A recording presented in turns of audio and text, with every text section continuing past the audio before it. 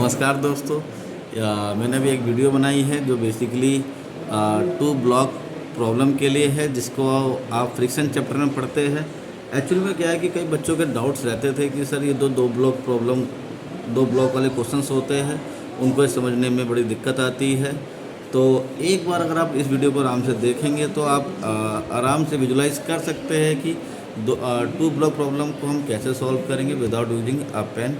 तो एक बार आप वीडियो ज़रूर देखिए। बाकी अगर आपके कोई भी डाउट्स होते हैं, कोई भी दिक्कत आती है, देन यू कैन आप कमेंट करके भी आप मुझे इसके बारे में बता सकते हैं, जो भी आपके डाउट, जो भी आपकी क्वेरी रहेगी। ठीक है, एक बार इस वीडियो को ज़रूर देखिए। Thank you. देखो बच्चों, जो आज हम पढ़ने वाले हैं यहाँ पर, उसे हम बोलते हैं यहाँ पर टू ब्लॉक प्रॉब्लम। एक्चुअली में बच्चों इस क्वेश्चन में कई लोगों को दिक्कत रहती है कि सर इस तरह के न्यूमेरिकल हम कैसे सॉल्व करें। तो मैं आपको एक बताने वाला हूँ, बहुत ही रामबाण इलाज, अर्थात भैया कि आपके जो बेसिक कॉन्सेप्ट है वो अच्छे होने चाहिए। इसमें बच्चा कंफ्यूज रहता है फ्रिक्शन वाले चैप्टर के अंदर। ये फ्रिक्शन के अंदर आता है, जैसे मान लो बेटा मेरे पास दो ब्लॉक है, ठीक है। अब जो दो ब्लॉक है बेटा, नीचे वाला जो सरफेस है वो मेरा फ्रिक्शन लेस सरफेस है। याद रखना मेरी बात। सर कैसा सरफेस है बेटा? फ्रिक्शन लेस सरफेस है, ठीक है। इसके ऊपर मान लो बेटा मैंने यहाँ पर एक ब्लॉक रख दिया है जो बेसिकली बेटा मेरे पास 10 kg का है। उसके बाद ऊपर एक ब्लॉक रख दिया है जो मेरे पास 5 kg का है, और इस पर बच्चे जो मैंने कोफिशिएंट ऑफ फ्रिक्शन लगा दिया बेटा, उसकी वैल्यू मैं बता देता हूँ आपको, 0.5 है। अगर मैंने ऊपर वाले ब्लॉक पर फोर्स लगाया 30 न्यूटन का, कितना लगाया बेटा? 30 न्यूटन। क्वेश्चन ये आ जाए, सर बता दो what will be the acceleration of 5 kg and 10 kg block. तो देखो बच्चों, इसको हम कैसे सॉल्व करेंगे। सबसे पहले बेटा हम यहाँ पर बनाएंगे एफबीडी। क्या बनाएंगे? एफबीडी।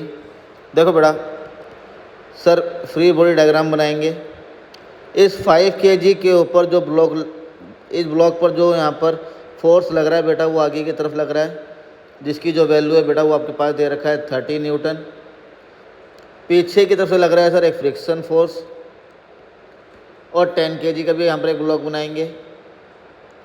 10 kg पर क्या है बेटा कि ये फ्रिक्शन अगर पीछे की तरफ लगेगा तो 10 kg के ऊपर हम फ्रिक्शन फोर्स कहाँ लगाएंगे बेटा? आगे की तरफ लगाएंगे। क्यों लगाएंगे? क्योंकि सर फ्रिक्शन फोर्स आपको पता होगा न्यूटन का third law, action reaction pair, कि सर जो एक्शन, अगर एक्शन हुआ तो रिएक्शन लगेगा ही, और दूसरी बात है which is applied on different body. तो बेटा यहाँ पर अगर मैं बात करूँ acceleration of two block, acceleration of 5 kg and 2 kg block, if both move together. बेटा अगर दोनों एक साथ मूव करेंगे तो एक्सीलरेशन कितना होगा? तो बेटा उस टाइम पे जो फ्रिक्शन फोर्स होगा वो बिहेव करेगा एज इंटरनल फोर्स की तरह।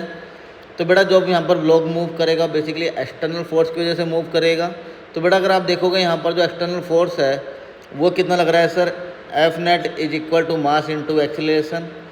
तो बेटा यहाँ पर जो एक्सीलरेशन आएगा दोनों ब्लॉक का कितना आ जाएगा? नेट फोर्स कितना लगा बेटा? 30 Newton.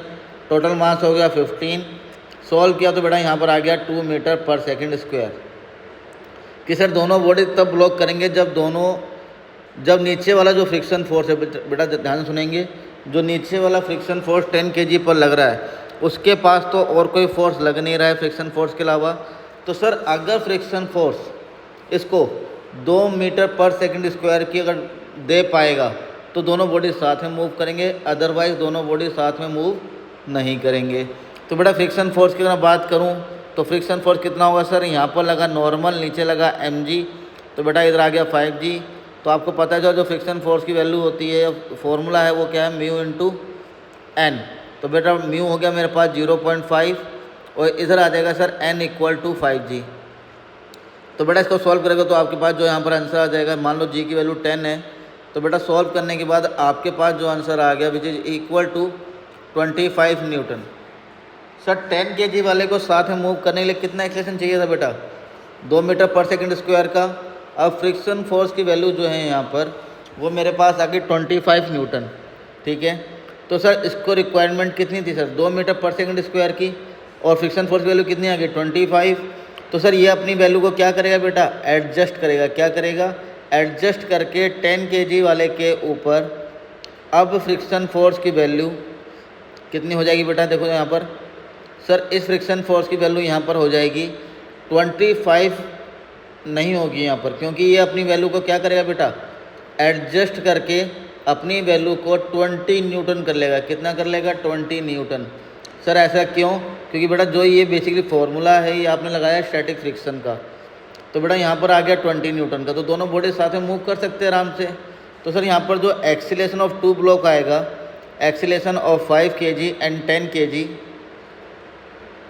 As 2 metre per second square की दोनों बॉडी सर साथ में मूव करेगी, और दोनों बॉडी का जो एक्सीलेशन रहेगा बेटा यहाँ पर रहेगा 2 मीटर पर सेकंड स्क्वायर, क्योंकि सर फ्रिक्शन फोर्स की वैल्यू मेरे पास यहाँ पर 25 न्यूटन आई है, और वो अपनी वैल्यू को एडजस्ट करेगा 20 न्यूटन पर। क्यों, क्योंकि सर 10 kg वाले ब्लॉक को साथ में मूव करने के लिए कितना एक्सीलेशन चाहिए था बेटा, 2 का, और फोर्स की रिक्वायरमेंट थी 20 न्यूटन की, इसलिए वो अपनी वैल्यू को एडजस्ट करेगा 20 न्यूटन करके लगा डालेगा यहाँ पर।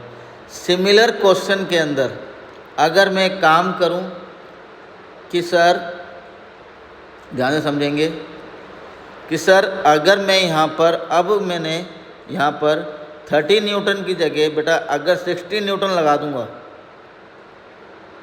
तो सर फिर से वही सेम बात कि सर यहाँ पर बनेगा FBD, तो बेटा ये हो गया 5 kg, और इस पर फोर्स लगाया आगे की तरफ, सर वो आ गया 16 न्यूटन। पीछे की तरफ बेटा फ्रिक्शन फोर्स वही आएगा जो हमने निकाला था, which is equal to 25 newton, और 10 kg वाले के ऊपर बेटा सिर्फ यहाँ पर फ्रिक्शन फोर्स लगेगा, जिसकी जो वैल्यू रहेगी वो कितनी रहेगी बेटा, यहाँ पर उसकी वैल्यू रहेगी हमेशा यहाँ पर 25 न्यूटन। सर अगर दोनों बॉडी साथ में मूव करेगी तो बेटा कितना एक्सीलेशन चाहिए हमें, 60 अपॉन में यहाँ पर आ जाएगा 15, तो बेटा मेरा आंसर आ गया 4 मीटर पर सेकंड स्क्वायर। इसका मतलब सर नीचे वाली जो ब्लॉक है बेटा वो तभी मूव करेगी जब फ्रिक्शन फोर्स उसको 4 मीटर पर सेकंड स्क्वायर का एक्सीलरेशन प्रोवाइड करवा पाएगा। तो अब ज़रा ध्यान से सुनेंगे, सर ये क्या इतना प्रोवाइड करवा पा रहा है, नहीं कर पा रहा, तो सर अब दोनों बॉडी का जो एक्सीलरेशन होगा बेटा वो कम्प्लीटली डिफरेंट होगा। सर वो कितना होगा वो हम निकाल सकते हैं। सर फ्रिक्शन फोर्स अगर मैं बात करूं यहाँ पर फॉर 10 kg वाले की, तो हम लगाएंगे sir net force is equal to mass into acceleration. तो बेटा इधर आ गया मेरे पास 25, इधर आ गया बेटा 10A, तो सर 25/10, तो बेटा एक्सीलरेशन की वैल्यू कितनी आ जाएगी इसकी 2.5 मीटर पर सेकंड स्क्वायर। लेकिन बेटा अगर वहीं बात करूं मैं 5 kg वाले की, तो F net is equal to mass into acceleration. बेटा जिस डायरेक्शन में एक्सीलरेशन होता है वो डायरेक्शन फोर्स की पॉजिटिव होती है, बाकी सब नेगेटिव होगी। तो बेटा यहाँ पर हो गया 60 - 25 इज इक्वल टू 5 × A, तो बेटा मेरा आंसर आ गया 35/5, तो मेरा आंसर आ गया बेटा यहाँ पर 7 मीटर पर सेकंड स्क्वायर। इसका मतलब सर दोनों बॉडी का जो एक्सीलरेशन होगा बेटा वो अलग अलग होगा। तो द एक्सीलरेशन ऑफ 5 kg कितना रहेगा बेटा, वो रहेगा 7 मीटर पर सेकंड स्क्वायर, और जो 10 kg का रहेगा बेटा वो कितना रहेगा, which is equal to 2.5 metre per second square. अब ये सारी कैलकुलेशन आप बाय यूजिंग माइंड भी मतलब माइंड में कैलकुलेट कर सकते हैं। बाकी कोई दिक्कत होगी, कोई परेशानी होगी तो आप कमेंट बॉक्स में बता सकते हैं। बाकी इसकी स्क्रीनशॉट ले लेना, इसका भी स्क्रीनशॉट ले लेना। तो मेरे हिसाब से जो बेसिकली दिक्कत होती थी बच्चों की वो हमने यहाँ पर सॉल्व कर ली है। ठीक है, ओके बच्चों।